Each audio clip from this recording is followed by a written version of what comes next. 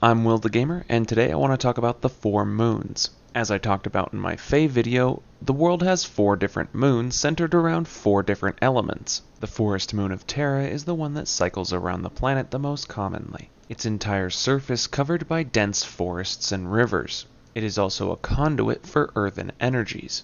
Thus the surface of the moon is home to many creatures made out of rock and tree. Many wildlife species also live on the planet's surface, making it a perfect place for hunting. The second most common moon to orbit the planet is the water moon of Aqua. This moon is almost completely covered by water, only small islands dotting its surface. The moon is inhabited by giant underwater sea creatures, much like the leviathans on the planet. They reside in the massive underwater caverns that litter the moon. However, it is also home to many smaller breeds of fish, thus making fishing on the moon extremely lucrative. So long as you don't get caught in a moon-sized tidal wave that will cover the entire surface. The third most common moon to cycle the planet is actually the one that's the farthest away, and that's the wind moon of Ventus. While it may be the farthest from the planet, the moon actually travels much faster than the others. At first glance from a telescope, it had appeared that the surface was covered by nothing but barren wastes. However, after closer inspection, they found that the cracks on the surface were actually giant canyons. Within these canyons are massive tunnels which bursts of wind come out of. These bursts of wind rage through the canyons at terrifying speeds, stripping the flesh from the bone. On top of this, the moon has such a high concentration of wind crystals that it creates floating islands. And since wind crystals are so rare on the planet's surface, it makes a very lucrative place to go mining. The only problem being that you would need some sort of flying ship in order to get to them. Crazy, I know. The last moon and the slowest moon to orbit the planet is the fire moon of Ignis. Its surface is covered in volcanoes and rivers of lava.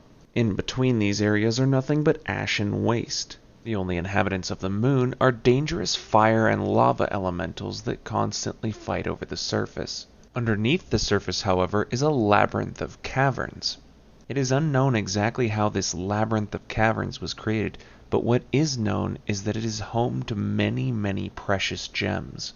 If anyone were able to brave the dangers of the planet's surface and possibly the caverns below, they might be able to get to those jewels. Now you might be saying to yourself at this point, it sounds like, from the things you've been saying, that we'll be able to go to these moons.